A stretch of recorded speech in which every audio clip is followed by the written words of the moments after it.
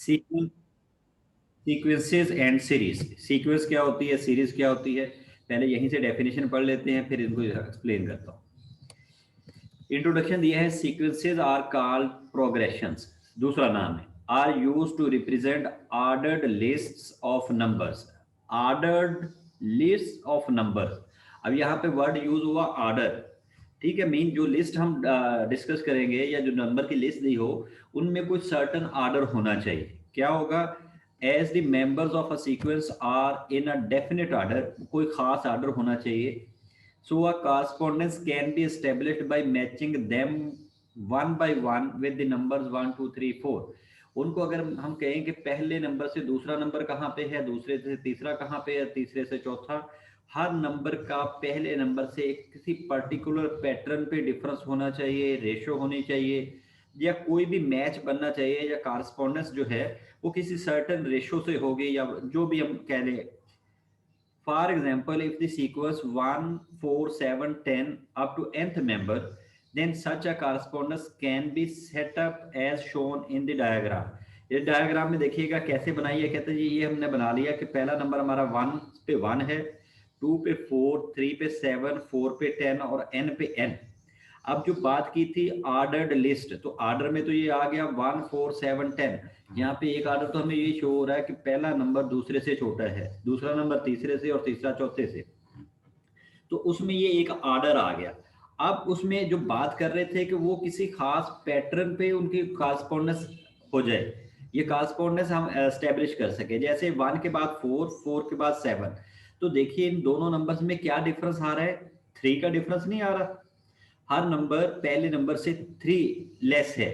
अब इस नंबर को देखिएगा, कहता है 10, a sequence is a function whose domain is a subset of natural numbers। अब ये और ज्यादा टेक्निकल बात होगी, जो सीक्वेंस होगी 10, a sequence is a function whose domain is a subset of a natural number। जो नेचुरल नंबर दिए हैं उनमें से हम कोई एक सबसेट उठा लेंगे, चंद नंबर उठा लेंगे, 2 4 10, पहले हों दूसरे हों दसवें हों।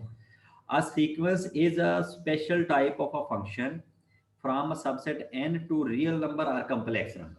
जो सीक्वेंस है ये स्पेशल टाइप का फंक्शन है जो जिसमें जो जिसकी डोमेन जो है वो सबसेट होती है, डोमेन जो है वो सबसेट होगी नेचुरल की, और जो फंक्शन है वो n होगा या c होगा, उसमें से कोई सबसेट बनेगा। Sometimes the domain of a sequence is taken to be a subset of set। बाज़ औक़ात कहते हैं हम ये सीक्वेंस जो ले लेते हैं वो 0 से ऑनवर्ड लेते हैं। That the set of non-negative integer if all members of a sequence are real numbers then it is called real sequence। अगर सारे रियल हों तो रियल सीक्वेंस, अगर कम्प्लेक्स हों तो कम्प्लेक्स सीक्वेंस, लेकिन वो हम पढ़ेंगे नहीं, हमने सिर्फ रियल सीक्वेंस पढ़नी है। अब यहाँ पे उसने फर्दर क्वेश्चन दिए हुए हैं, मैं एग्जांपल में आ जाता हूँ। फॉर एग्जांपल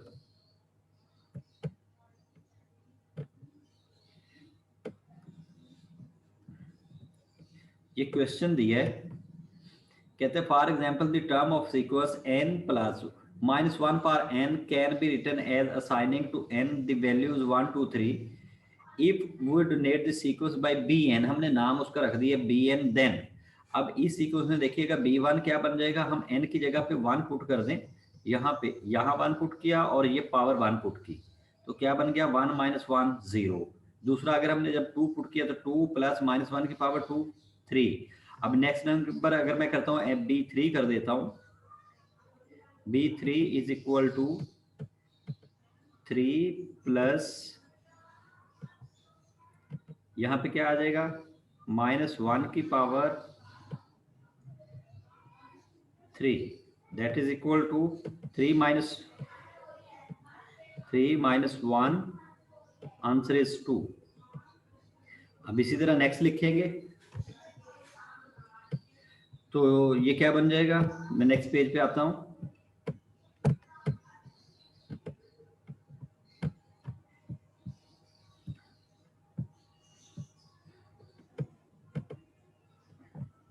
ये आपके पास 2 और 5।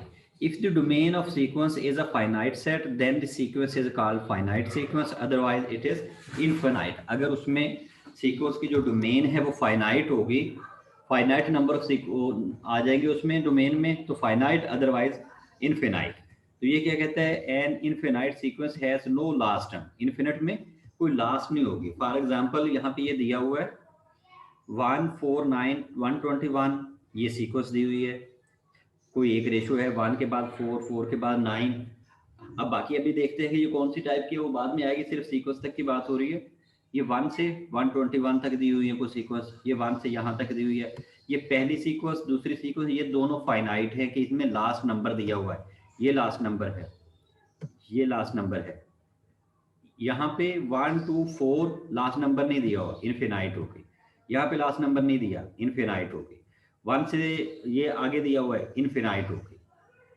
यहाँ पे इसके बाद नेक्स्ट नंबर नहीं दिया, इनफिनाइट हो गई।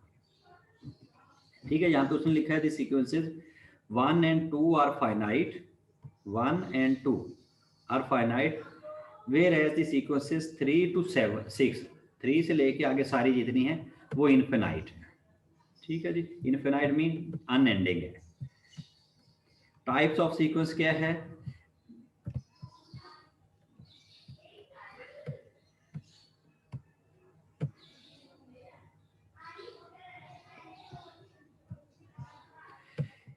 if we are able to find a pattern from a given initial term of a sequence, then we can deduce a rule or formula for the term of a sequence. We can find any term of the given sequence giving corresponding value to n in nth or general term an of the sequence. उसके मुताबिक कहते हैं हम बता सकते हैं ये किस टाइप की है।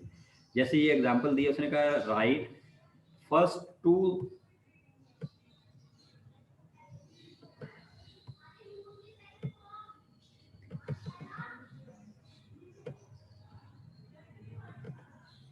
ये आपको टर्म दिया A N is equal to -1 की पावर n प्लस 1, ये एमसीक्यू का क्वेश्चन है। तो क्या करना है, write first two terms, first two 21st and 26th term, पहली दो और 21वीं और 26वीं, ये सीक्वेंस में नंबर लिखे कैसे आएंगे। तो क्या करना है, आपने n को 1 2 और 21 और 26 पुट करना है। यहाँ पे ये -1 की पावर है, -1 की पावर अब 1 पुट करते हैं तो 1 आ गया, 2 पुट किया तो पावर 3 हो जाएगी, -1 आ जाएगा, 21 की पावर ये -1 की 21, ये टर्म आ गई। तो ये आपके पास सीक्वेंसेज आ गई। ये वैसे दिया हुआ था, ये एमसीक्यू का क्वेश्चन है, आपसे पूछा जा सकता है इसकी 26 टर्म क्या आएगी, तो ये क्वेश्चन था। अब एग्जांपल नंबर 2 दी है, find the sequence if an - n - 1 is equal to n plus 1 and a4 is equal to 14। आपको एक टर्म दे दी, दूसरी आपने फाइंड करनी है, आपने ये वाली फाइंड करके देनी है, ये क्या हो। कहता है हम n को 2 3 4 पुट कर लेते हैं ताकि हमारे पास ये टर्म भी आए। तो a को आपने 2 पुट किया, फार्मूला क्या दिया हुआ, an - -1 is equal to n plus 1। तो आपने जब 2 पुट किया तो आ गया a2 - 1 is equal to a। जब आपने 2 पुट किया तो a3 - a2 is equal to 4, a4 - a3 is equal to 5। तो यहाँ पे हमारे पास हमने सीक्वेंस फाइंड करनी थी। a4 में ये 4 की जगह पे आपने पुट किया, a4 की जगह पे 14, तो टर्म क्या आ गई 9, mean a3 is equal to 9, a4 is equal to 14 given था। अब वापस इस इक्वेशन में चले जाएं तो a2 किसके इक्वल आ जाएगा, a3 - 4, a3 की जगह पे 9 पुट कर दिया, 5 आ गया। फिर नेक्स्ट में 5 पुट करें तो नेक्स्ट नंबर आपका 2 आ गया। तो सीक्वेंस क्या बन गई, 2 5 9 14 और 20। ये आपने सिंपली नंबर पुट किए तो ये रिजल्ट बन गए। एक्सरसाइज है, इसमें क्वेश्चन करते हैं। उसने कहा है right the first 4 terms of the following sequence if, आगे ये क्वेश्चन दिया हुआ है, इसके मुताबिक हमने करने हैं। पहला क्वेश्चन सॉल्व करता हूं। यहाँ पे ये हमने पुट क्या करना है, n को पुट करना है हर क्वेश्चन के लिए। पहले 10 क्वेश्चन में n इज इक्वल टू 1 2 3 4। तो आपने n को 4 तक पुट करना है। पहले पुट किया a को 1, तो a1 इज इक्वल टू, मैं पहला क्वेश्चन कर रहा हूं, 2 into 1 - 3, so answer is -1। फिर A2 के लिए n की जगह पे पुट कर दिया 2,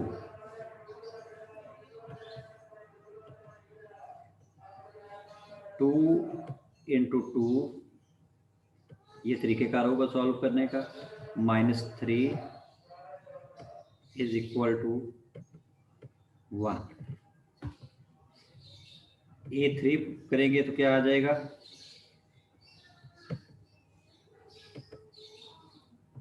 2 3 6, मैं ऐसे डायरेक्ट लिख देता हूँ, 6 - 3, आंसर इज 3। A4 करेंगे तो क्या आ जाएगा, 2 से मल्टीप्लाई हो रहा है, 8 - 3, सो आंसर इज 5। तो क्या बन गई आपके पास सीक्वेंस, क्या बनी, -1, -1, 3, 5, ये आपके पास एक सीक्वेंस है। ठीक है जी, ये फार्मूला था, यही तरीका था इसका, इससे आपने सॉल्व करना है। क्वेश्चन नंबर 2 में आ जाते हैं।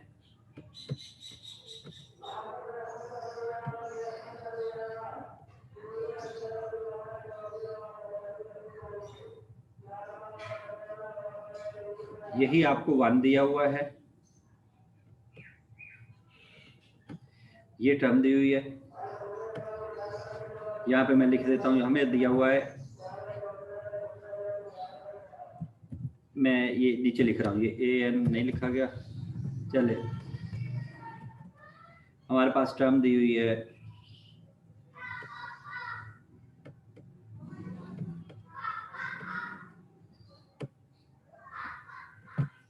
यहाँ पे, इस टर्म को लिख रहा हूँ, फार्मूला दिया हुआ है A1 इज इक्वल टू -1 की पावर n की जगह पे हमने क्या कर दिया 1, और यहाँ पे 1 का स्क्वायर,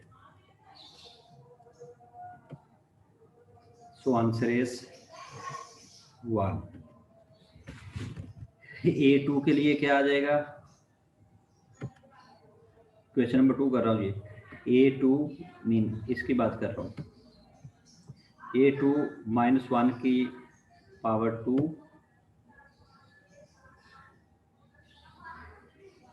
और यहाँ पे 2 का स्क्वायर, सो आंसर इज क्या आ जाएगा, -1 की पावर 1 और ये 4, और सेम इसी तरह आप सेकंड टर्म लिखें, थर्ड लिखें, फोर्थ लिख दे, और बाकी यहाँ से कर देते हैं।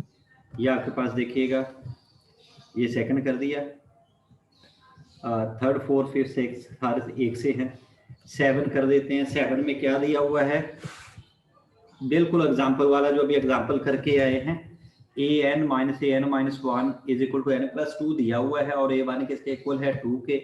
हमने फर्स्ट 4 टर्म्स लिखनी है, फर्स्ट 4 टर्म्स के लिए क्या है, अब a1 दिया हुआ है, हमें फाइंड क्या करना है, a2 a3 a4, मैं यहाँ पे लिख देता हूँ। जब मुझे a2 फाइंड करना है तो इट मीन मैंने जहाँ भी n होगा वहाँ ये 2 पुट करना है, तो ये मेरा फार्मूला था, यहाँ पे मैं पुट करता हूँ, ये लिखा हुआ है, ये a2, यहाँ पे a2 - 1 और 2 + 2, सो a2 - 1 इज इक्वल टू 4, और a1 यहाँ पे गिवन है किसके इक्वल 4 के, दूसरी साइड पे ले जाए, आंसर इज 6।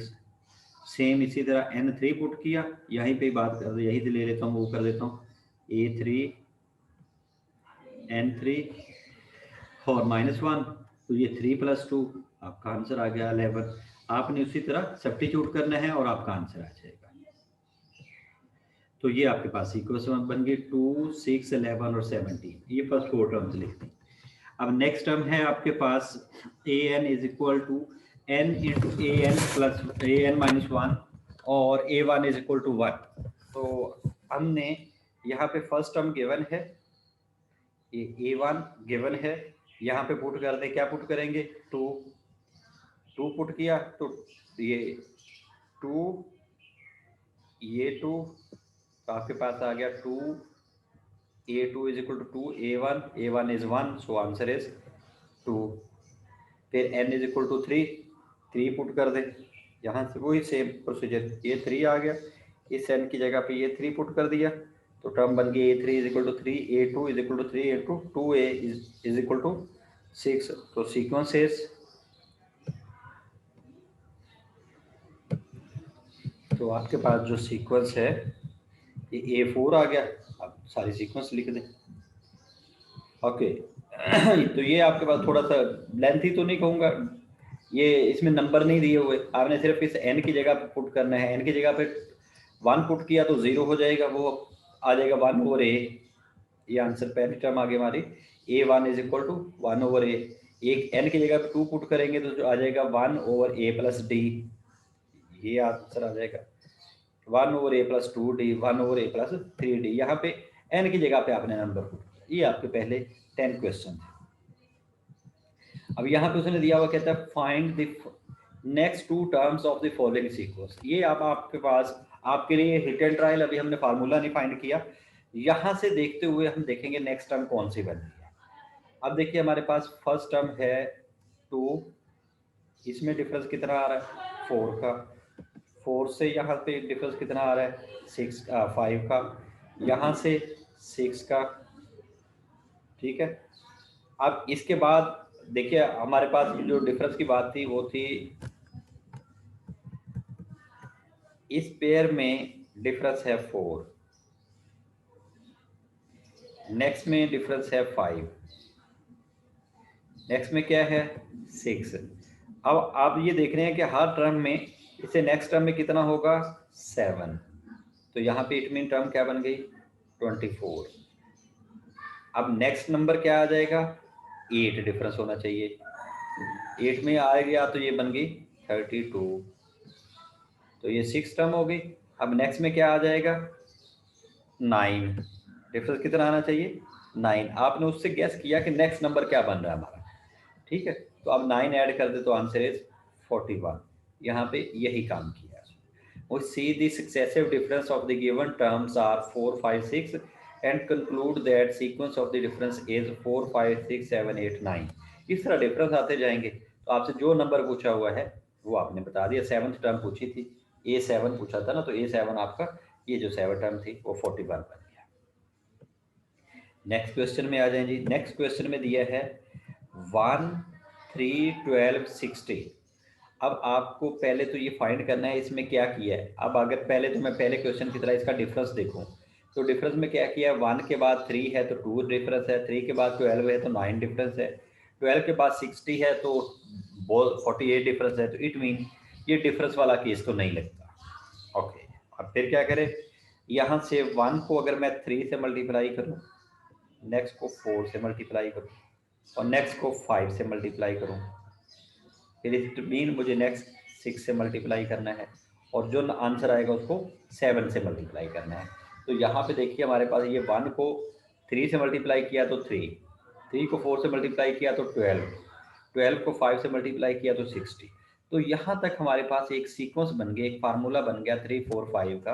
अब अगले नंबर मुझे क्या चाहिए, एक 6 चाहिए, एक 7 चाहिए। क्यों, ये जब मैं ये वाला करूँगा तो मेरे पास ये 360 बन गया। ये 360 जो बना ये मेरी 5th टर्म है। अब नेक्स्ट टर्म क्या आएगी, A7 को इससे मल्टीप्लाई कर दे तो A7 multiply by this one, answer is this. तो A6 आपका ये आ जाएगा जी। नंबर 3 पे आ जाए। आपको यहाँ पे टर्म दी हुई है, मैं इस तरह कर देता हूँ, इसको 1 ओवर 1 कर देता हूँ।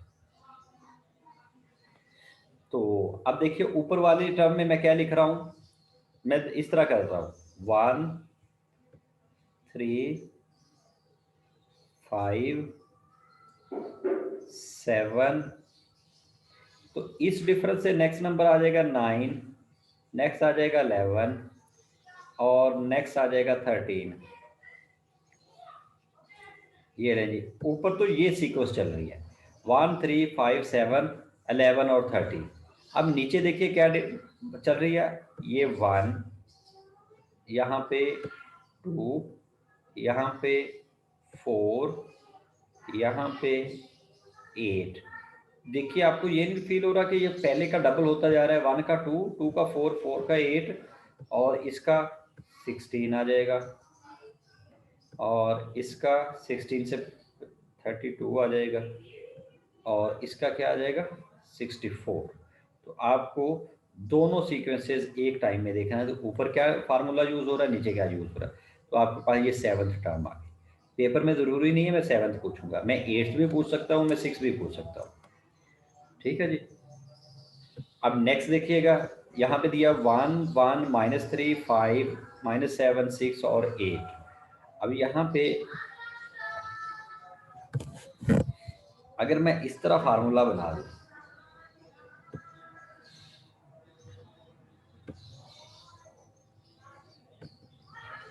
इस तरह और इधर से 4 9 9 के बाद यहाँ पे टर्म ये कितनी दी हुई है 5, ये हो गई 6, ये 7 और मुझे यहाँ पे 8th टर्म ये वाली चाहिए।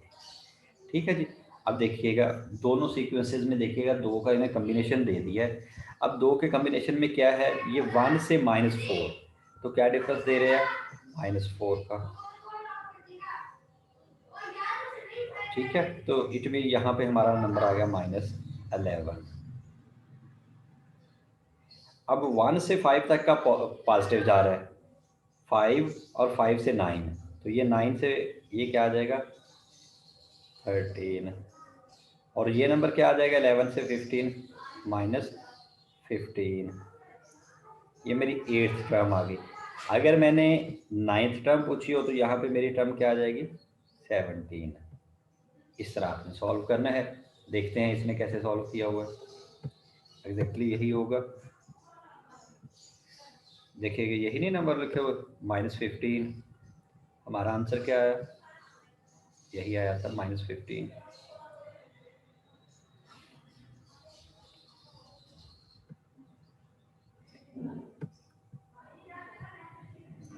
ये था आपका क्वेश्चन नंबर 4। बस इतनी एक्सरसाइज थी हमारी ये।